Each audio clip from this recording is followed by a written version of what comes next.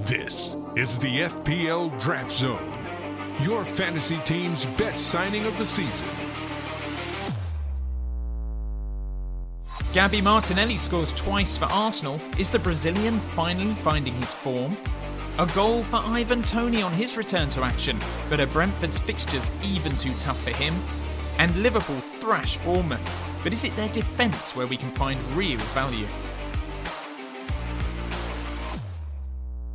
Hello and welcome to the FPL Draft Zone, a podcast all about Draft FPL, the best fantasy Premier League format of the lot. I'm Dom Crofts, and today we take a look back at the longest game week in living memory. We'll assess the weekend's action and we will look ahead to the players who might make the difference for your team in Game Week 22. A reminder of the results from the second half of the game week. On Saturday, Arsenal beat Crystal Palace 5-0 at the Emirates Stadium. Gabriel Magalhaes and Gabriel Martinelli, the stars of the show in that one.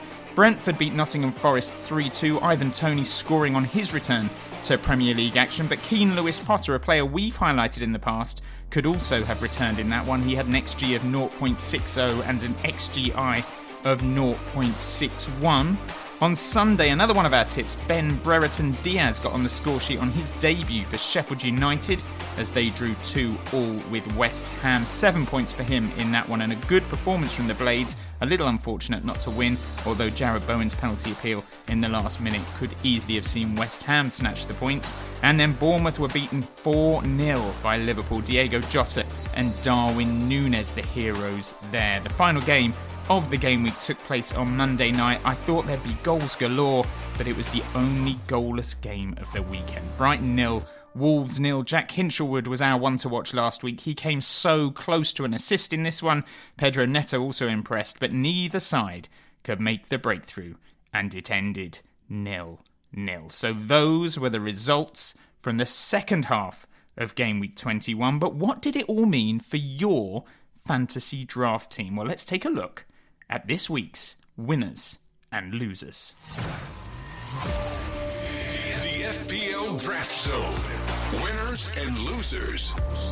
Let's start with the winners then, and first up, there is no better place to go than to the Emirates Stadium and to a certain Gabriel Martinelli. Martinelli owners have had a tough time this season. He was drafted 11th on average by managers across the world, according to data from Draft FC, and he has dramatically underperformed this season. Going into this match, he had just 2 Premier League goals and 3 Premier League assists. He was also dropped from the starting 11 for this one, with Leo Trossard taking his place. Trossard scored, he played well, but then Martinelli came on with just 21 minutes left and played like a man possessed. 2 goals from an XG of 0.74. He had an XGI of 0.77. He finished with 14 points. And for those managers who have remained faithful to the Brazilian, I say well done you. We've seen Marcus Rashford rediscover his scoring form in recent weeks.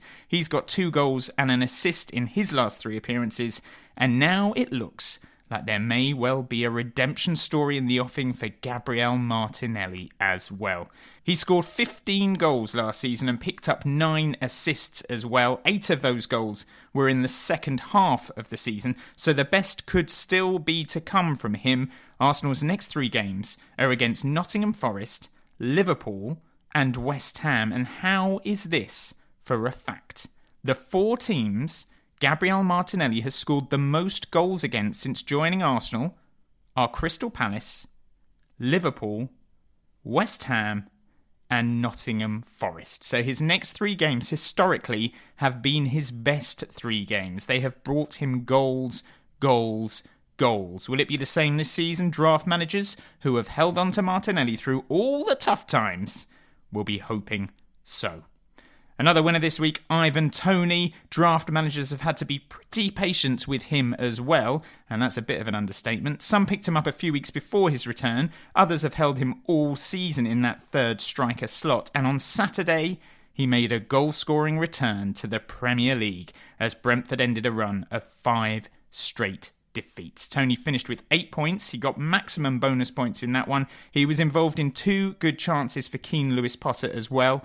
It looks like he is going to be the talisman that they have been crying out for all season. But despite his qualities, Brentford's next run of games is ugly.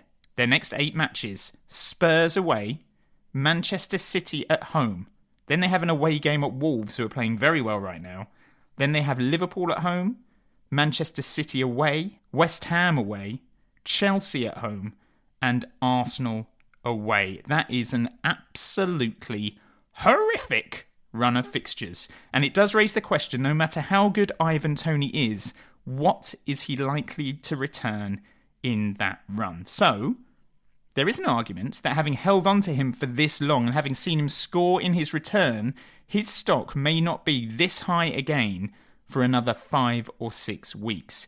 And that raises the question that if a rival manager of yours has a player that you want and you think they'd be tempted by Ivan Toney, could now be the time to strike a deal. It is, of course, entirely dependent on your own striker situation, of course. But if you have 3 good forwards and one of them is Ivan Toney, and you are crying out for, say, a quality midfielder, could Toney help you get that player into your team as part of a double deal? It would be a painful, painful day if you had to part with him, having held on to him for so long. And he is the sort of player, to be fair, who can score against anyone, but Brentford do not look very good right now, and those fixtures look even worse. So that is something to think about. Manchester City twice, Chelsea, Liverpool, Spurs, West Ham and Wolves in their next 8 games. So those are our winners, but what about our losers? Well, I'm afraid there is one big, stinky loser to focus on this week, and that is Crystal Palace assets. They were absolutely battered at the Emirates. They've now got just 1 win in their last 10 games. There's discontent among their fans. They unveiled a giant and, frankly, extremely wordy banner on Saturday. There are rumours that Roy Hodgson may lose his job. Graham Potter was in the crowd on Saturday. Michael Elise's injury-hit season continues to be a massive problem. He was ruled out of Saturday's game with a hamstring injury. And normally you can rely on Roy Hodgson to set up a strong defensive unit. Normally they are an option for fantasy managers. But of their 5 clean sheets this season, 4 of them came in the first 8 game weeks. They look like a team in desperate need of a change, be it a new signing or a new manager. So the question is, if you own an Eze or an Elise, is now the time to offer them in a trade to secure another player you've got your eye on? My answer right now is no, not yet. With someone like Eze, he's also had this injury hit season, but in 15 games this season, he has returned 5 times, and one of those 15 games was a 1-minute cameo against Manchester City. So he's returned really 5 times in 14 games. Those returns have come against Wolves, Burnley, Everton, Brentford and Manchester United. So aside from United, and let's face it, that's arguable, these are teams of a similar level to Crystal Palace. And Palace's next 5 games see them play Sheffield United, Burnley and Chelsea, all at home, and then they have trips to Brighton and Everton. So you would expect Crystal Palace to compete against those teams. And if they do compete, you would expect someone like Eze to be their talisman. Now, if you have your eye on a rival manager's midfielder and you're not fussed about keeping Eze in the long term, I would still urge you to hold on to him for 1 more week, because points are what it is all about, and you would hope he'd get something at home to Sheffield United. If he does, then if you still want rid of him, his value is going to be considered much higher by rival managers off the back of a return than a blank in a 5-0 defeat. So if you have Eze, or even if you have Elise, I would say right now they are a hold, despite the fact that Crystal Palace are in a pretty bad way. So some good performances and some bad performances in game week 21, but who was so good they single-handedly helped multiple draft managers across the world win their matchup? It's time to reveal our fantasy hero of the week.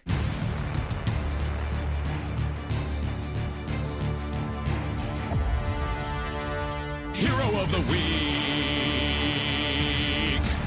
And this week's hero is Arsenal defender Gabriel, who scored and assisted in his side's 5-0 win over Crystal Palace. He missed Arsenal's first 3 games of the season with rumours that he was keen on a move to Saudi Arabia. That significantly reduced his fantasy appeal for a lot of managers, but for those who have stuck with him, he has repaid your faith. 7 returns this season now for Gabriel. He's got 2 goals in the last 4 games. Christian Romero is the only defender in the entire league to have scored more goals than him now. He's had 6 clean sheets this season. 3 of the 5 players ahead of him for clean sheets are his Arsenal teammates because he missed those opening games of the season.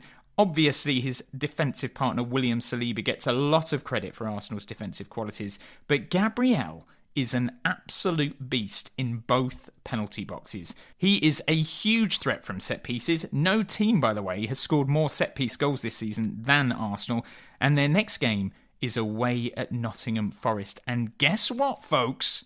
Only Burnley and Manchester United have conceded more goals from set pieces than Forest, so you would not rule out another Gabby goal in that one. Gabriel also plays Burnley in his next 4, which is another pretty tempting fixture, so let's give it up for Big Gabby. Not Gabby Jesus, not Gabby Martinelli, not even Gabby Agbonlahor. Big Gabby, our fantasy hero of the week.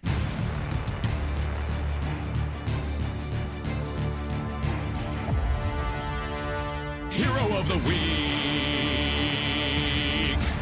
We all love a hero, of course, but every hero needs a villain. So let's find out who was enemy number 1 in Gameweek 21. Super villain of the week. Super villain of the week. Super villain of the week. Super villain of the week. I hate his guts. And this week's supervillain of the week is a referee. It is Michael Salisbury, the referee who failed to award a last-minute penalty to West Ham in their 2-2 draw with Sheffield United. 103 minutes into the match, 2 penalties have already been given, a couple of red cards as well, and then Jared Bowen wrestled to the ground. It was a rugby tackle, and yet no penalty given. A bizarre decision and a costly blow to owners of James Ward-Prowse, who had already scored 1 penalty. He did pick up maximum bonus points as well, but he could have had a brace, and that brace could be the difference between a W and an L in your draft matchup. An annoying outcome for West Ham, an annoying outcome for James Ward-Prowse, and an annoying outcome for Jared Bowen. Everyone is bored of chatting about referees, and everyone is bored of chatting about VAR, but when things like this happen, it just highlights all those issues once again. So Michael Salisbury, bad news, my friend. You are this week's fantasy supervillain of the week. Supervillain of the week. Supervillain of the week. Supervillain of the week. Supervillain of the week. I hate his guts. So Game Week 21 is done and dusted. Game Week 22 starts next Tuesday, the 30th of January. There are games over a period of 3 days, so let's quickly run through those fixtures now. On the Tuesday, Nottingham Forest take on Arsenal. Fulham entertain Everton. It's Luton against Brighton at Kenilworth Road. Crystal Palace take on Sheffield United at Selhurst Park. And Aston Villa are at home to Newcastle in the final fixture on Tuesday. Then on Wednesday, it's Manchester City against Burnley, Spurs against Brentford, and Liverpool versus Chelsea at Anfield. Before Thursday brings us the final 2 fixtures of Game Week 22. West Ham taking on Bournemouth at the London Stadium, and Wolves entertaining Manchester United at Molineux. Some interesting fixtures there. Manchester City, Burnley, the stand-out one. If you've got City assets, you will be pretty confident of a return. But let's find out what sort of players could make the difference in your game week. On the waivers, it's time for Waiver Once. The FPL Draft Zone. Waiver wants. So last week we mentioned Willian as a potential option for Fulham. They take on Everton this week before games against Burnley and Bournemouth. So if you have got a rotating space in your midfield, the Brazilian could still be an option for you. We also said that any route into Brighton's midfield or attack is worth looking at. Even Jack Hinchelwood, our one to watch, a midfielder playing as a defender at the moment. Alex Moreno remains only 59.1% owned and could, and arguably should, have hauled against Everton. He still walked away with 7 points. He had a goal disallowed in that one. And they take on a defensive car crash in Newcastle at Villa Park. So you would fancy Alex Moreno to return in that one. But a few other players to keep in mind for the waivers. Starting with a Liverpool player, they take on Chelsea, and one story to keep an eye on is news of the Trent Alexander-Arnold injury. If it looks like he is going to miss that Chelsea game, Connor Bradley is a player to think about. He had a great chance to score against Bournemouth just after Darwin had put Liverpool in front. He went on to get an assist for Diego Jota's second goal of the game, and he picked up a clean sheet as well. He finished that match with 8 points in his first Premier League appearance. He played really well against Gabriel Martinelli when he came on in Liverpool's FA Cup win over Arsenal as well. So if he is going to start that game, and I think it's looking like he probably is, then he is a very low-owned option for your defence. Chelsea showing signs of life recently with more wins than losses over the last 5 games, but away at Liverpool you would have to fancy Jurgen Klopp's side, and Connor Bradley has shown both offensively and defensively he could be worth wavering. Another player to keep an eye out for on the waivers is West Ham striker Danny Ings. West Ham take on Bournemouth this week. Bournemouth, I'm sure, will be looking to bounce back from that defeat at home to Liverpool. West Ham will be looking to get back to winning ways after only picking up a point at Sheffield United. Danny Ings has struggled for game time since signing for West Ham from Aston Villa, but an injury to Michail Antonio and the absence of Lucas Paqueta and Mohamed Kudus means he's getting game time now. He picked up 2 assists for David Moyes' side in that match against Sheffield United. He got 2 bonus points as a result, and he led the line pretty well. He could have scored himself very late on. He's likely to continue up front for this one, and he had his best years at Southampton, so I'm sure he'll be hungry to score against their South Coast rivals. He is owned in just 29.1% of leagues, and with reliable strikers in short supply, it is worth thinking about hopping on and hopping off forwards on a weekly basis. And for Game Week 22, Danny Ings strikes me as a great option. After that, it's Manchester United and Arsenal, so it's probably worth hopping off after Game Week 22.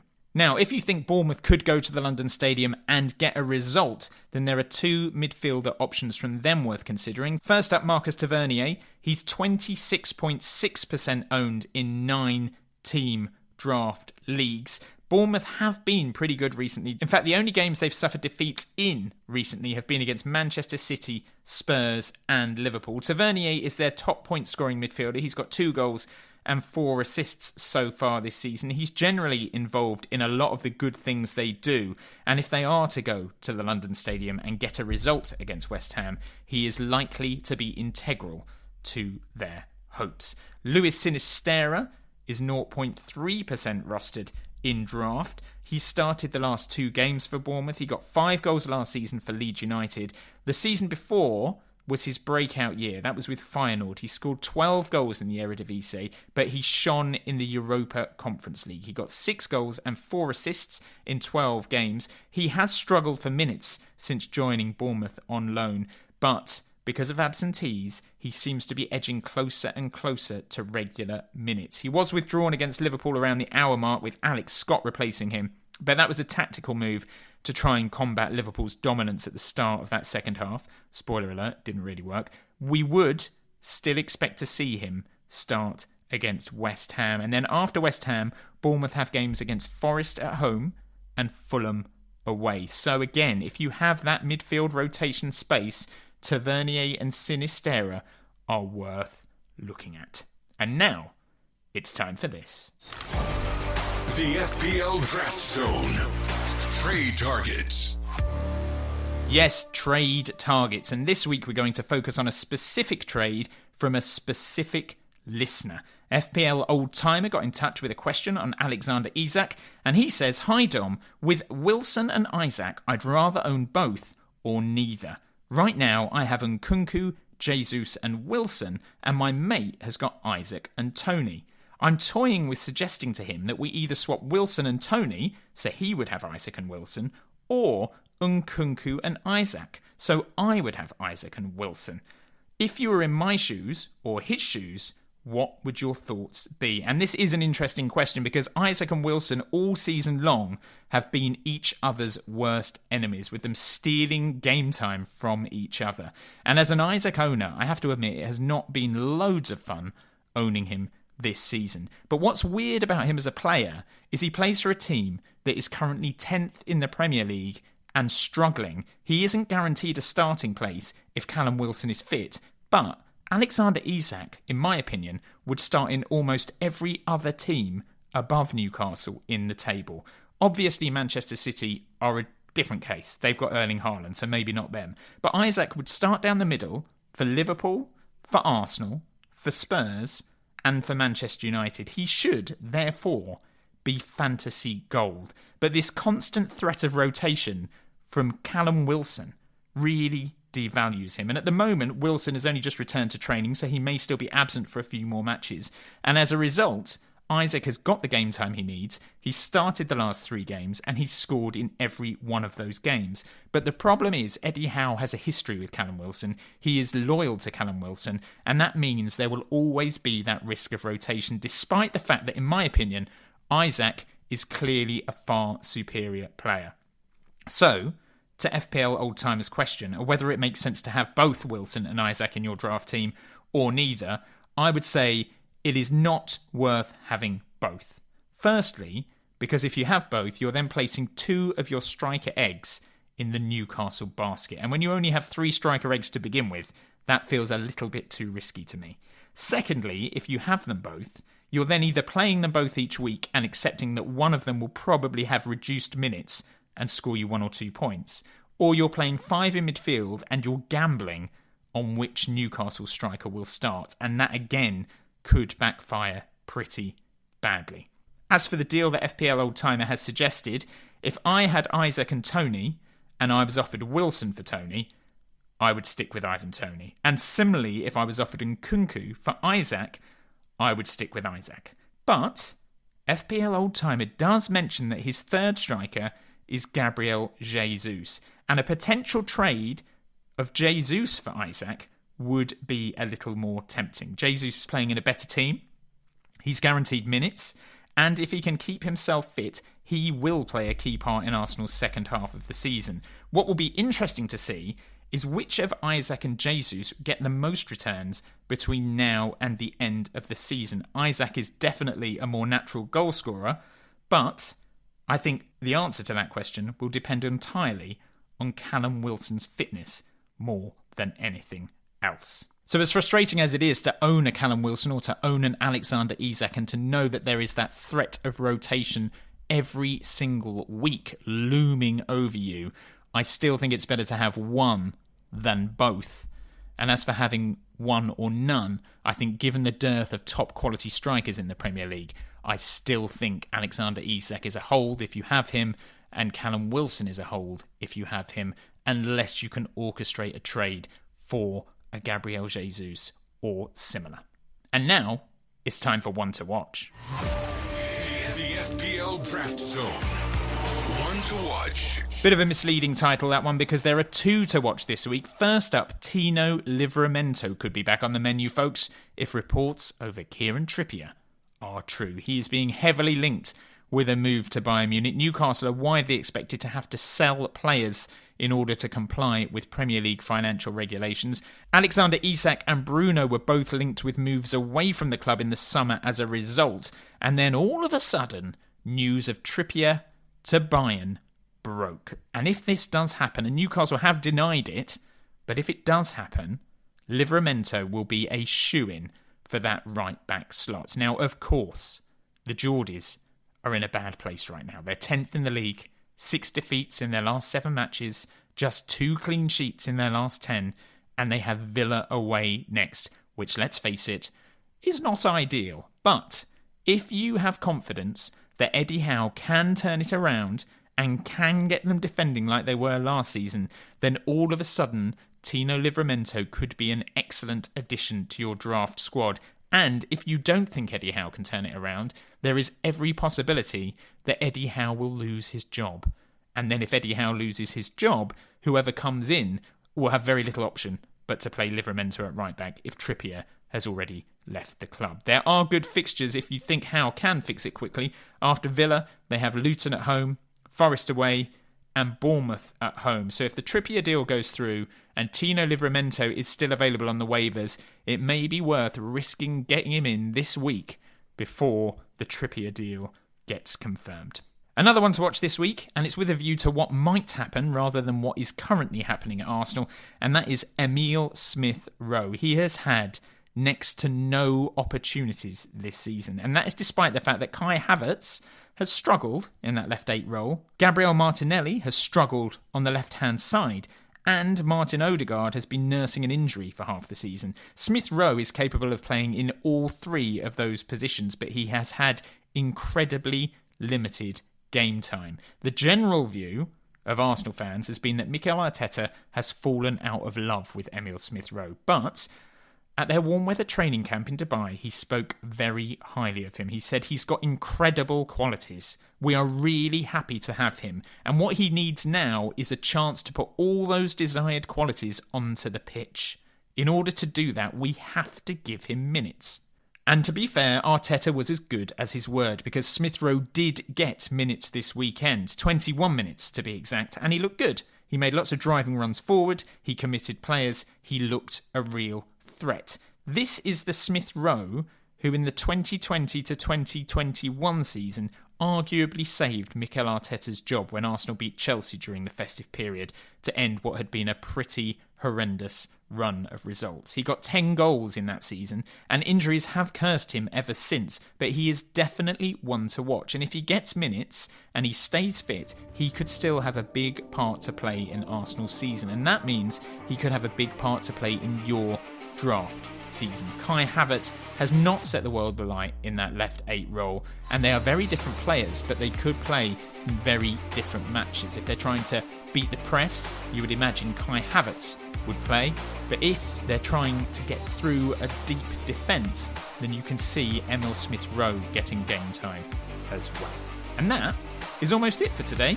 Game week 22 starts next Tuesday, it runs until Thursday, and then there's no football on the Friday, but then game week 23 starts on the Saturday. So there's only one day off between game weeks 22 and game week 23. There is a lot of football to be played, and that means there is a lot of planning to do for you and your draft team. Set those waivers, set that team, give yourself the best chance of beating your rival managers. Do not forget that the deadline for those waivers for game week 22 is Monday the 29th of January at 6 p.m. GMT. The deadline to set your starting 11 is 24 hours later. We will be back on Sunday taking a look at the weekend's FA Cup fixtures and seeing how they might impact your fantasy draft thinking. Do not forget to subscribe to this pod if you like it. It would also be amazing if you could spare the time to leave a review. Anything under 5 stars would be sad, so 5 stars only, please, if at all possible. We are on social media at FPL Draft Zone on Twitter or X, and also at FPL Draft Zone on Instagram. We've not quite broken the TikTok generation just yet. It would be great to hear from you though. If you have any questions or draft conundrums, please do fire them our way. And until next time, good luck with all your draft dealings, and bye for now.